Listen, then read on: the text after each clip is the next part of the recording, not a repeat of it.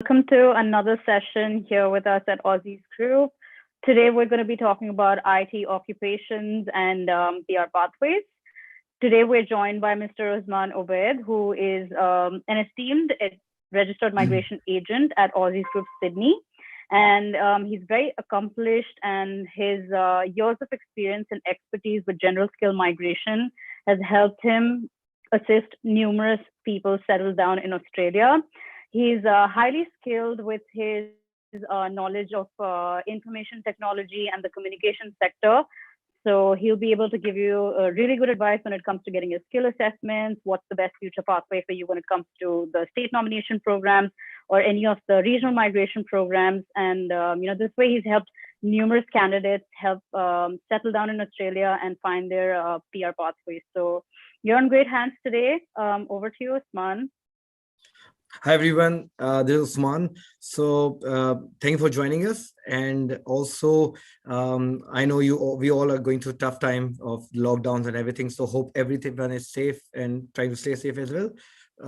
So today, the main topic we will be discussing is all about the IT occupations. So we will start off with how basically what kind of degrees should we choose for IT occupations. This is for people who have just started out and also for people who have just graduated and they are deciding on which pathway to follow for them as well, to figure out like what's the best way for them to move forward. All right, so let's start with the basics. Now, IT occupations are mainly present in both the main occupation list, which is MLTSSL and STSOL. Now, MLTSSL means medium and long-term strategic skill list, and STSOL means short-term skill occupation list.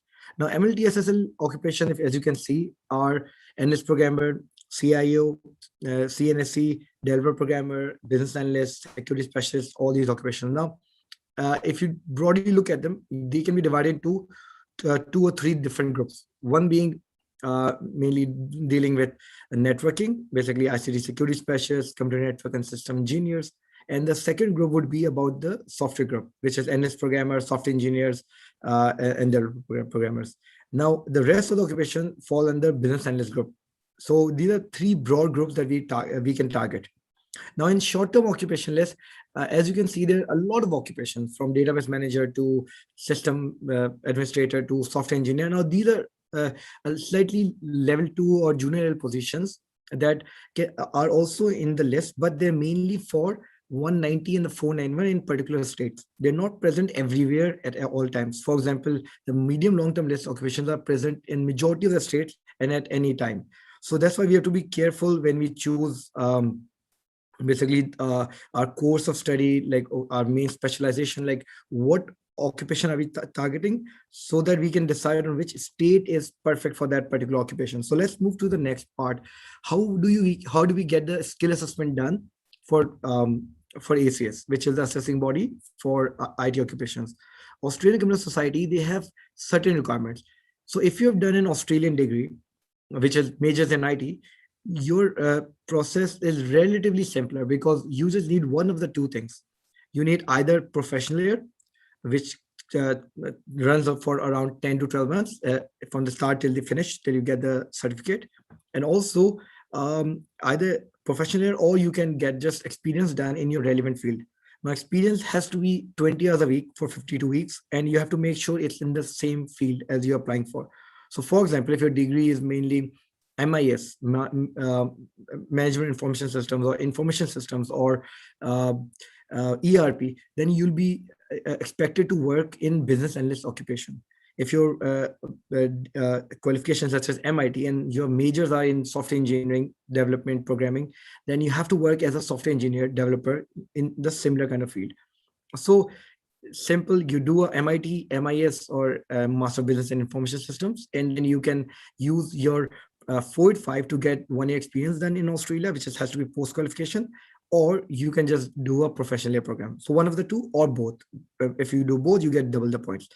But if you go overseas, if you use your degree from overseas, then things get a little more complicated because it ultimately comes down to a couple of factors. Number one, whether your degree is IT major or IT minor. So for example, if you've done electrical engineering degree, which at least some of them have a lot of IT components, so they are considered IT minor. But if you do something like electronics and communications, or if you do something like BCA, MCA, that is considered IT major. So depending on your qualification back home, back in your home country, we have to figure out what's the quickest way to get a skill assessment. Now, if we go with, let's say, let's go one by one. So let's go with the ideal qualification. You have done a bachelor's, which is IT major, and you have worked in your same field as well. Okay, so you get to show experience of only 2 years in the last 10 years, and you can get a skill assessment done based on that.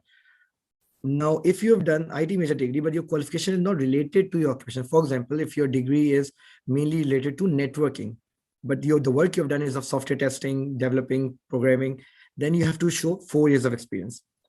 Now, if your degree is IT minor, okay, like earlier I mentioned, like electrical degrees or some electronics degrees are considered IT minor. Um, and if your qualification is closely related, you will need 5 years experience in the last 10 years or 6 years relevant ICT experience anywhere in last 10 in your history, basically. And if you have a IT minor degree, but it's not closely related to your field, for example, if you have an IT minor degree, but it's not even related to your particular field, such as networking, software, whatever, you get 6 years of experience in any time in your history. Then we talk about other qualification. Now, these are IT major, but you have, let's say, done just a diploma of IT, or let's say graduate diploma, graduate certificate, one of those courses which are IT major, but they are only at a diploma level. So then you need to show 5 years of experience in the last 10 years or 6 years of relevant experience anytime in your history. Now, if you move to the last category, basically, the people who have done non-ICT degrees. Now, this is interesting because not many people know that even if you have done, let's say, chemical engineering, mechanical engineering, and something which has nothing to do with IT related field, ICT as a general field, you can still get a skill assessment, but you would need to prove that you have 6 years of experience, anytime in history, and you need to provide an RPL as well. Now, RPL is a short for recognition of prior learning. Now, what that means is you have to basically prove that you have certain skills, you have learned certain skills, you have worked on certain kind of jobs, which will basically help you uh, prove to the basically ACS that I have done the right kind of job. Now, RPL is basically you have to fill out a lot of forms, you have to do a lot of, it's like a completely different process as compared to the rest of the assessment, but it's very much doable as long as you have a lot of experience. Now, if you have no qualification, let's say you have never done even a diploma of IT, just learned how to do programming and developer work, you will need 8 years of experience anytime in your history, and you will need to show RPL along with it. So this is also possible for people who have done, let's say, something totally different, or let's say they've never studied but formally studied, but they have done uh, small certificates and they know how to program, how they know how to do networking work. They can still use the experience. So with IT, if, as you can see, overseas degree in a nutshell, if you have the right qualification, an IT major qualification, then you need 2 years of experience. If you have no qualification, you would need 8 years of experience. So in the middle, there's different levels, but that depends on your particular qualification, like what you've done and what kind of qualification you have done and what kind of work you have done. So based on this, there's a whole spectrum. So obviously, if you need further assistance with that, we will have to look at it case by case. Okay, the case by case basis. Now let's move to the next part. Like, what options do we have in terms of visa? Now, with basically IT, we have pretty much everything available to us. We have 189, 190, 491, which are all under the general skill migration program, meaning that we could get a PR directly through 189, 190, which is state sponsorship, or we could get from 491, which is either a family sponsorship visa or through a regional area. The second main category is employer-sponsored pathways. Now, employer-sponsored pathways are basically if you have some amount of experience. For example, if you have 2 years of experience, you can go for 482 visa, but you have to have a sponsor for that, and the employer will need to meet certain criteria, and you need to meet the certain criteria as well to make sure you're eligible for the 482. But if you have the right qualification and you have two years of post-qualification experience, you can actually pursue the 482 pathway as well. It's a TR, temporary residence, not PR, but it is one of the options you can pursue. The second option is 186. Now 186 is employer nomination scheme. This is a PR, permanent visa, and for this you need to show 3 years of full-time experience post qualification, and based on this you can apply for the 186. 186 has three pathways within it, so we have to see which pathway will be suitable for you, but again it depends on the case to case basis that what pathway will be following. And then the third pathway, which has recently been very, I would say, in demand, and a lot of people have applied for it and even gotten the invitation, is the global talent pathway. Now global talent pathway means you have to meet certain criteria, meaning you have to be one of the two categories. One, that you have to have a PhD, and number two, you have to be able to show that you can earn a high income threshold. Now high income threshold is $168,000, so you have to earn at a certain level before you're even eligible for the global talent program. So for example, if you are just a business analyst who is earning $80,000 or $90,000 in Sydney, you cannot apply for this. Now there were some exceptions last year because they had just started the program, but this time they have been very concrete about their requirement, and they've been very strict about it. So we have to be able to meet their hard requirements such as PhD or research work or something which proves that you are a global talent, which is not very easy to do, but it is a pathway nonetheless for you. Now let's move to the different states. Let's talk about NSW first. New South Wales being the biggest state in Australia, so let's start with that. Now NSW has certain requirements. Number one, NSW would is in one way it's very simple, in one way it's very hard as well. So we have to be careful, like if this is the right state for us or not. So why is it simple? Because it mainly concentrates on people who have the right points. So basically, if you have gotten 79 each in PT, you have NATI, you have PY, you have a skilled partner or no partner, or if you have the right age, if you have the right points, in short, you can apply for the 190 visa in NSW. And they have been inviting in very heavy numbers in the last couple of months. If you look at the last financial year, they've been pretty good in inviting people pretty much every month. From February till June, they invited huge number of people. So now what do they want exactly? They want you to be residing in NSW. Now, the most important thing is there used to be a requirement that you have to stay in NSW for 6 months. But recently they have removed that requirement. So technically anyone who can show that they established an NSW, and you can do that by showing that you're working here or you're have a lease here, you moved here, or you so the time does not really matter. You could be here for 1 week or 1 month or 1 year, as long as you're able to prove that you have established your residence over here. So in a way, it also means that you don't have any established relationship with any other state. For example, if you're moving here from Victoria or Tasmania, that means you have to have properly moved here, meaning you don't have a job going on in Tasmania while you're living here. So it has to be very clear that clean move have to be done. And apart from that, you need to get the high points. So as I told you earlier, the points are the main criteria for NSW. So the higher the point, the higher the chance you have. So if you look at the basically the last couple of rounds, the points have come down quite a bit actually. So when we started off in, let's say, in September last year and February of this year, the points were pretty much at 95. And I'm talking about 95 of your own and 5 points on top you get for the state nomination. So 95 of your own points for whether you're a business analyst or you're a software engineer or a network engineer. Now what they've done is, because they've invited so many people, the points have come down recently in the last 4 or 5 months. So it came down basically from 95 to 85. Even some occupations, it came down even as far as 85 points, such as systems analyst, such as software engineer. Specific occupation, we'll have to be specific about them. So I just want to keep it in general so we can get a general idea, but obviously we'll go into specifics as well. The second thing is, the points are on a downward trend, which is excellent, but as long as they continue the invitations in the upcoming this current migration year, it should be around, let's say, for if you're a business analyst or systems analyst, you can expect it at somewhere around 85 to 90, depending on your profile. And if you are a network engineer, you would be expecting it at 90, not less than that probably. If the numbers go like they go in very high numbers, let's say they invite a lot of network engineers in the next 2-3 months, yes, then maybe it comes out to 85, but that's very unlikely. And for software group, it can come down to 85 as well. So we have to be uh, basically, if we have that many points, we have to get in the queue as soon as possible, right? So now and now let's look at the basically hierarchy. First you look at the points, then they look at the English score, and even if they can't decide after that, they look at the experience and then number of years of experience you have in your field.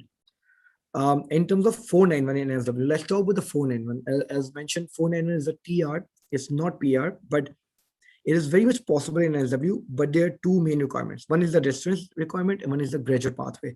Residence means that you are living in basically regional area and you're working in your own field for 1 year before you can apply for the nomination for 491. For graduate stream, you have to study for 2 years in NSW regional area in the same occupation as yours and then apply.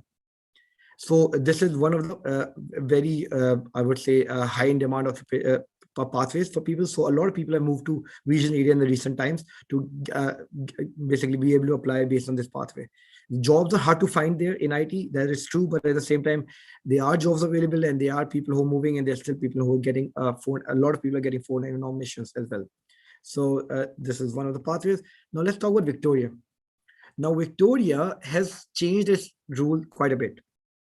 So basically, a lot of things are essentially at the core same, but they've basically taken a completely different approach. So now, like they tested last year, they implemented an ROI system, which is basically you apply an ROI and you're basically you put in your occupation, you put in your contract details, your work history and everything, and then they'll invite you based on that, and then they'll ask you to apply for the nomination. So it's like a slightly longer pathway, and we are yet to get the first round of ROIs to be invited. So so in terms of points, we are yet to see like how many points would you need. We expecting it to be at high points, like 85, 90 points, because of the fact that all the people who are applying for IT in Victoria, they all a huge basically a portion of them have experience in their own field. So that's why if you're going with Victoria, we have to be careful that we have to have certain points.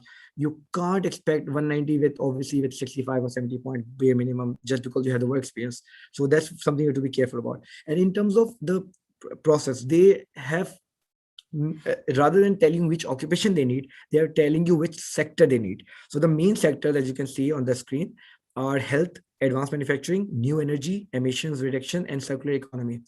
Now, you can put IT in pretty much all of most of them, as long as you're working in conjunction. For example, if you are working in IT but in a healthcare industry, so that will put you at a bigger advantage because you'll be working in two target sectors for them. So target sector is very important, and you must be working in your same occupation. So that's why the points are going to be high, but not as high as NSW, because over here there's no over here there's a work requirement. So not every applicant is working in their own field, right? So that's why there's the points could be slightly lower, probably 85 or something like. But again, it's a guess. You have to wait for the first round to happen.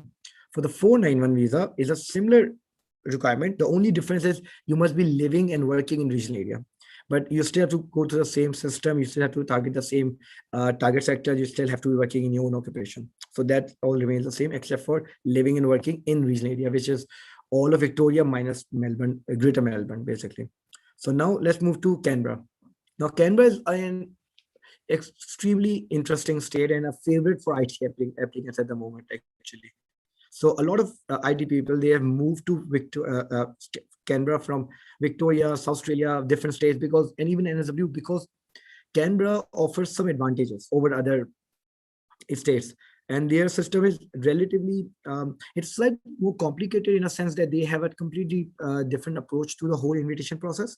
But at the same time, they are also very, let's say, fair in a way that if you spend time there, if you work there, you study there, you live there, they'll give you advantage for that. If you work in the same field, they give you even more advantage. If you have a partner and they're working, they get more advantage. So there's a lot of advantage to take with Canberra. So a lot of people have gone there, but obviously the competition is going to be quite high because recently the new basically the seats have been allocated, and there's only 2,000 seats available, in 600 for 190, 1,400 for the 491. So the seats are limited. They are good enough as compared to, like, for example, NSW has more than 7,000 seats available.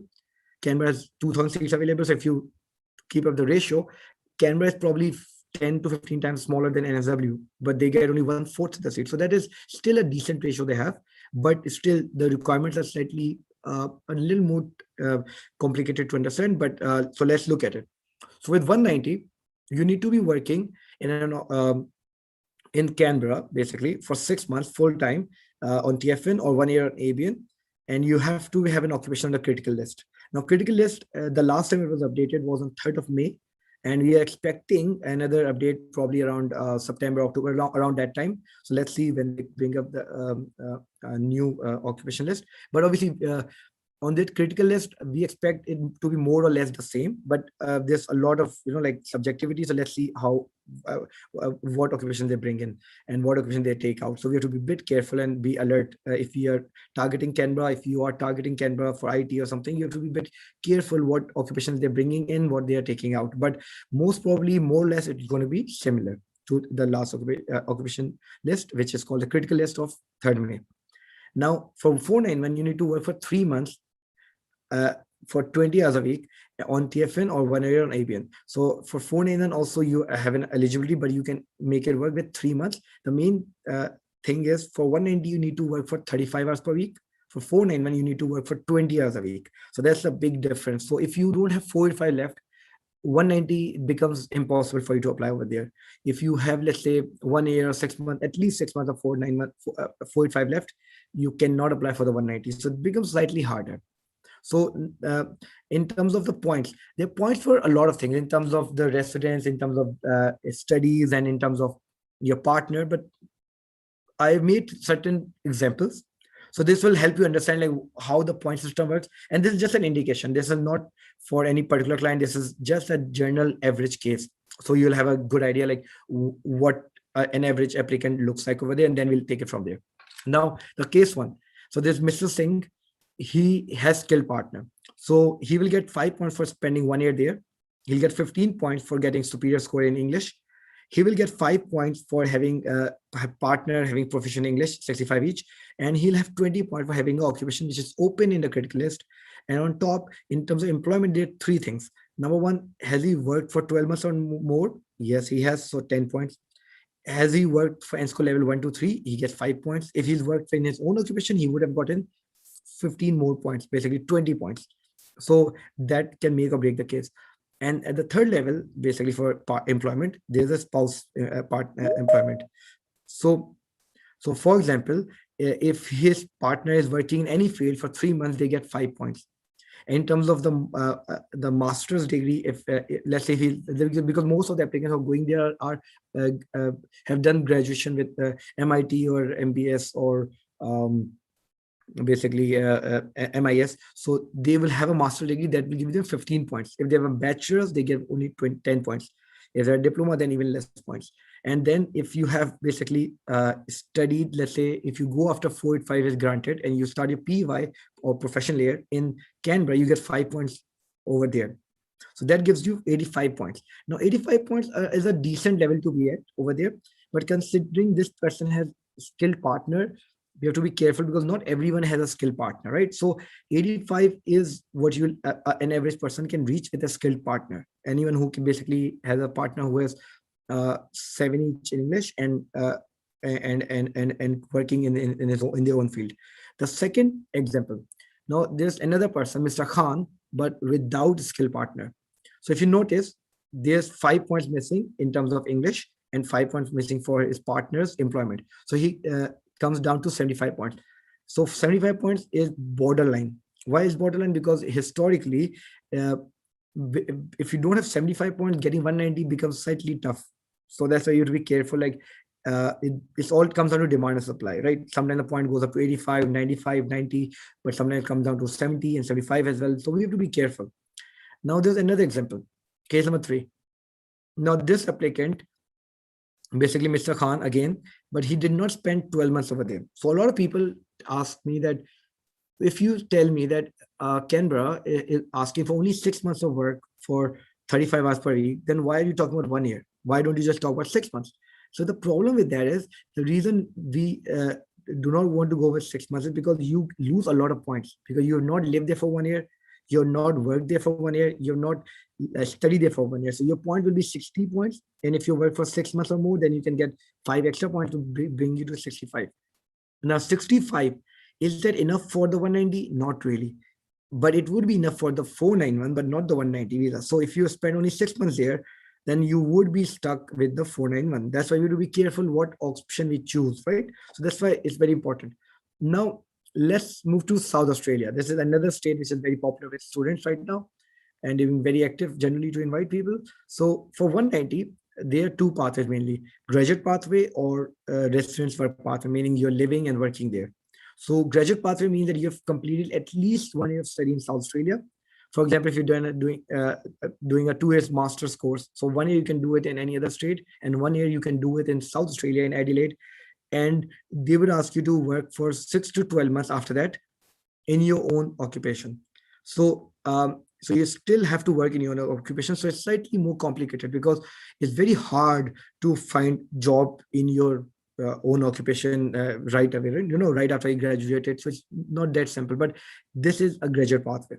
You can still get it exempted as well, but you will need to have a very high score. Basically, you have to be like a top student and get top grades, a CGPA of 4.5, I think, higher or something like that. So very high GPA is required to get exempted with the experience requirement. So it's very hard. So that's why some people go with the other requirement. They don't study there, they study in another state, they just live and work in South Australia. So for that option, you will have to work there for 12 to 24 months. Now, why I'm saying 12 to 24 months? Two reasons. Number one, every occupation has a different requirement. So some occupation might require 12 months, some might require 6 months, or 12 months, 24 months. And then the second thing is in terms of the location. So for example, if you're working in, let's say, Adelaide, okay? So if you're working in Adelaide, you will need to work for 24 months. But if you're working in outer regional area of South Australia, such as you move out 100 kilometers outside South Australia, let's say Adelaide, outside the Greater Adelaide area, you will need to work for 12 months. Now, there's a slight advantage, but it's also a slight disadvantage because getting a job in your own field in South Australia is going to be very tricky, especially when there are not major towns around. Adelaide is the biggest city of South Australia, so all the IT jobs, all the engineering jobs would be centered around Greater Adelaide area. So that's why they're giving you advantage, but it's not a very big advantage. It's basically you're most probably not going to find a job right away. Like for some occupations, you can, of course, but IT is going to be slightly tricky over there. Now let's talk about the 491. For 491, there's a graduate pathway. So what you need to do is you have to again complete at least 1 year of study in South Australia, a bachelor's or higher, and you need to work for 3 months in South Australia in your own field or related field, and then apply for the 491. And on top, basically, there's another option. If you just go for the living and working requirement, you'll have to work there for 6 to 12 months, and then you can apply for the 491. But the question is, if you spend 12 months over there working in your own field, then might as well work for 24 months in South Australia and get a 190 visa. So it will save you a lot of time, right? So that's another thing. Now, apart from that, there is just Tasmania. Now, Tasmania has two pathways for 190. Either you go with the work pathway or the graduate pathway. Now, work pathway is that you have to be in the TSO list, and then you have to work for and live and work there and work for at least 35 hours per week for an occupation which is in the TSOL, which is Tasmania Skill Occupation List, and you have to work there for 6 months before you can apply for the 190 nomination. If you don't have that and you just want to go with the graduate pathway, then you need to just study there for 2 years, and you need to provide a career plan that why your studies are going to help you find a relevant job to your occupation, right? So that's one of the pathways. Now for 491, basically, there's another similar pathway, but slightly different. So again, there's a work pathway, but for that you need to work for 6 months, 35 hours per week in any field. And majority of the jobs are accepted, but some are not accepted, right? So we have to be careful, like what are we doing exactly? So if you're basically going for the 491, they'll expect, ideally, you should be working in your own field. If you don't, then you have to work in one of the high demand occupations. If not, then it becomes really hard for you. On the other side, you have a graduate pathway as well. So if you have done anything above diploma, let's say diploma or bachelor's or master's, anything 1 year or more, you can apply for the graduate pathway, and you need to provide a career plan that how your qualification helps you with finding a relevant job. Now coming to Western Australia. Now Western Australia has made some major changes, so it is actually a very good option. But what Western Australia has done is they've it's pretty much similar to as it was previously, but they've made two kind of lists: Schedule 1 and Schedule 2.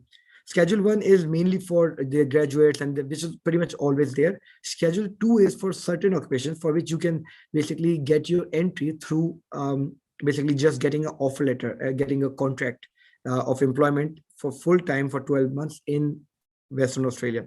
So this is very interesting. So let's talk about the 190 first. So 190, you need to get basically meet the basic criteria such as English, and if you're going with Schedule 1, then you have to have 1 year experience in Australia or 3 years experience overseas for certain occupations.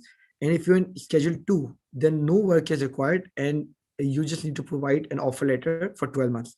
Okay. Or you could just have the occupation in the graduate occupation list, and you have to study for 2 years over there, and at least 6 months of work has to be done in Western Australia. So if you notice, anyone who is living, let's say, outside Western Australia, let's say they're living in Adelaide or Canberra or Brisbane, they will have to have a certain amount of points, obviously, because the competition is going to be quite high, because they will look at your points to a certain extent, but they'll also look at the fact that can you bring basically an offer letter or not. So they give you a basically 2 to 3 week period in which you have to bring an offer letter, which is very tricky, because if you don't already have an employment offer letter ready in Western Australia, in Perth region, then you can't find it right away, right? So for example, if you apply today and Western Australia shortlist you in August, now they'll ask you to provide a contract in the next 2 weeks, which might not be possible for you, right? Depending on your situation, maybe you are skilled enough that you can find a job offer whenever you want. If that's the case, then it's great. But even then, for the company to react and provide you with the right documentation is going to be a bit of a challenge. So you have to be careful if you apply for the basically Schedule 2, that you have to have an employer who's willing to sponsor you, who knows what documents have to be provided, who knows everything is, and ready to go with it. So as soon as you get shortlisted, you can apply. Now 491 is similar, basically. So essentially the same thing, but so 491 is also possible there, but the only the major changes over there is basically there, instead of 6 months contract, 12 months contract, you can get even a 6-month contract and make it work over with the 491. Now let's look at the other state, Northern Territory. Now in Northern Territory, 190 is possible, but then you'll have to complete 2 years of study in Northern Territory. Plus you have to able to show that you can work full time, and actually work full time for pretty much any occupation for 6 months post-study. So for example, anyone who's already on a 485 visa, they can't do this because they don't have a full working right visa after this qualification. So this is ideal for people who are coming from overseas, for example, China, India, Pakistan, Bangladesh. So whichever country, basically, they come to Northern Territory, study for 2 years, and once they get the 485, after 6 months, they'll be able to apply for the 190 visa. And this is like one of the easiest pathways for 190 across any state. Now, on the other side, basically, there's also work requirement. So if you're living and working there, okay, and you're working there for at least 2 years, and you're able to show that you've been working for at least 1 year out of those 2 years, and you can provide that you are doing the right work, the relevant work, you could be invited to the work pathway in Northern Territory. Now there's another pathway for 491. In 491, what they expect you to do is just 2 years of study. So for example, if you've just completed, you're on a 485 visa or you're on a student visa, you just complete 2 years, you will be able to apply for graduate stream, but if you don't have any 485 which can be basically applied subsequently, then you wouldn't be able to go for the 190 as mentioned here. You need to show full-time work rights, so you'll have to compromise for the 491. Now, alternatively, for 491 other pathways, basically that you have to be residing there for at least 12 months, and you have to show that you're working in your own occupation for 6 months. Okay, and if you can show that you can bring basically your job will run for another 1 year, basically all you need to do is show a contract or offer letter or some kind of like a permanent job that shows that you have already worked there for 6 months and you will continue working there for at least 1 more year at the same firm or any similar role. So that's another pathway for NT. So NT is a very good state, but again it comes down to studying, and also comes down to planning. So if you're planning from overseas, this is something you should take note of, that 190 in Northern Territory is going to be one of the easiest way you can get the PR directly in Australia. Now let's go to Queensland. Now Queensland basically has not updated that list. So the rules that we are going to tell you is going to be as per the most recent rules.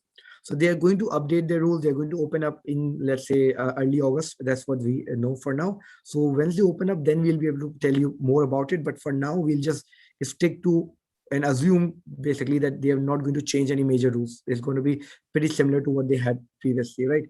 So first of all, you have to have an occupation in QSL, which is Queensland's occupation list, and you have to be working in your nominated occupation for 6 months. Okay, that you are already working for 6 months, and then you have to show that you have a contract or offer letter for another 6 months at least, right? So this has to be shown to get a nomination for 190 for Queensland.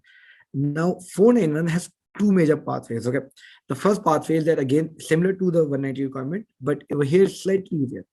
You have to basically work for only 3 months, but the main idea is that you have to work in a regional area. Now Queensland regional area is all of Queensland except for Brisbane, greatest Brisbane area. So anything outside Brisbane, such as Gold Coast, Townsville, Mackay, Rockdale, Rockhampton, all these cities are part of the regional area. Toowoomba. So all these cities, if you work over there for 3 months, all right, and in your own field, and then you can also demonstrate that you have 6 more months of work available to you, you can easily get the 491 pathway. But if you don't want to go with this pathway, then there's another pathway, which is called Queensland Small Business Owner Pathway, SBO. So this has been basically on since almost a little more than 1 year, since 2020. Now, this is actually a pretty good pathway, but it's a little expensive as well. So you have to be a bit careful when you do this. So now this is very popular with accountants and all the other occupations which are under high pressure. So IT people really go for this, but you could potentially go if you want to, right? Obviously, but this is not something I think would be highly recommended if unless you have any reason to. For example, if you don't have enough points, or if you don't have the right job or something, and you have no hope of getting more points, and you're just on the last leg of your visa or something. That's why you have to be careful for this. So this is not preferred, but this is an option because it's a very expensive option. Now, what you have to do is basically you have to, as the name says, a small business owner pathway. So you have to be a business owner of a small business in Queensland regional area. Since they give you 491, so you have to work and find a business in a regional area. You have to buy it and you have to run it for 6 months, meaning you have to personally work there as a manager, as a CEO for 6 months in a regional area. And you have to run it profitably. You have to show that you can run it and you will not run it to the ground. So basically, if the business was earning $3,000 profit a month, then it should still be earning that similar amount even after you bought it. So you have to buy a business. You cannot open a business. It's not one of those things that you can open a business and prove it. You have to purchase an existing business, which business should be ideally 1 to 2 years old. Okay, depending on what kind of business it is, but usually 1 to 2 year old business is what they require. So existing business has to be done, and it has to be a sole ownership. So you cannot buy in partnership. You cannot buy through some proxy or something. You have to buy in your own name, and it has to be as a sole owner. Okay, so you cannot say the money and wife are owners. It has to be only the main applicant, and it has to be at least $100,000 that the amount has to be charged. Now it does not. They did update that it does not involve the stock at hand. Okay, so the stock value, basically, if you buy a, let's say, a small shop and they have $50,000 worth of stock, that would not constitute as a purchase price. Okay, so you have to bring in separate, pay separately for the stock. So this is how it is. Now there are separate rules for franchises and certain businesses, but we obviously this is something depend on case to case, right? Who are you, how many money, how much money you want to spend, will you buy the business on time or not? There's a lot of things, so we have to be careful. Then the main thing is this is not for everyone. For example, if your visa is 485 visa is already close to expiry and you have only 4 or 5 months left, you cannot do this because you have to run the business for 6 months before you can apply. And even to find a business and get the ownerships transferred, everything, it takes around 2 months or so. So it takes a little bit of time. So this is one of those things. Now let's so now we have covered all the states. Let's look at the general, basically, idea of where majority of the jobs are. Because remember one thing, Australian immigration, they do use logic. They do look at the fact that where are you available, where jobs are available, where is basically which state is most likely to invite you, right? And that all comes down to if that state needs you or not. So some state which does not have any kind of startup or any headquarters or any regional offices, why would they hire a lot, or why would they, let's say, have jobs for a lot of software engineers? They won't. So you have to be in one of the centers. So unfortunately for this job, you have to be in one of those places where the jobs are present, where the industry is there, startups, established companies, consultancies and stuff like that, right? So that's why let's look at the jobs. So if you, this is one of the major groups, business and systems analyst. Now if you notice, as per the last data we received, 38% of the jobs are basically in NSW. 31% is Victoria. If you notice, just two states, NSW and Victoria, mainly Sydney and Melbourne, they have 69% of jobs, mainly almost 70%. So more than two-thirds jobs are present in these two places. And obviously within these two places, mainly in Sydney and Melbourne, two main cities. So you have to be, obviously, so this is where you can hope for the easiest PR as well, because obviously wherever you find a job, that's where you have the highest chance of getting the invitation, right? So this is one of the data. Secondly, let's look at the software engineering and application programmer profile. If you notice, majority of jobs available again in NSW and Victoria. Now this time it's almost it's exactly 70%. So 70% of jobs. So out of 10 jobs, 7 jobs are either in Sydney or Melbourne, right? Because obviously we can't expect these jobs to be in regional areas, let's say Dubbo or something. So mainly in Sydney and Melbourne. So obviously, if these are the two main centers where the jobs are present, so obviously these are the state governments which are most likely to invite you. Because why, like for example, if I have to give a job to someone, why would I hire an accountant when I don't need an accountant, right? So we have to, if we have a genuine position available, if you have a genuine need of that occupation, only then we'll be easy for them. Then only then we'll make their life easy. So that same goes for the NSW government as well. They'll only make your life easy if they need you. Right now, there's a reason they're inviting a lot of software engineers and business analysts, because they need them right now. So there's a lot of demand available. So that's why you have to be, you have to keep things in the right perspective. So a lot of people think that, oh, let's go to Northern Territory, Tasmania, they're smaller state, they're more likely to invite you. Well, they can invite you, but you are going to take a hit in terms of your career, right? So PR is very important. So is your career. So both of the things have to go hand in hand. You can't choose one over the other. You have to choose both together, right? So that's why you to be keeping the right perspective. Now let's look at the other occupation, like database system administrator. Again, similar data. So this is the only difference over here. Queensland has a lot of jobs available, so that's good. So does Canberra. Now, same. Now let's look at network professionals, which is network engineers, system engineers. This is again heavily dominated by basically Victoria and NSW again. So now, so I would request basically we try to save some time so we can have some questions. Basically, if anyone has available, and these are my own details. If you want to contact me directly, this is my work number, this is my email address, you can contact me, or you could just post questions over here, and I think we can we have some time left. We'll try to take some kind of questions. All right, guys.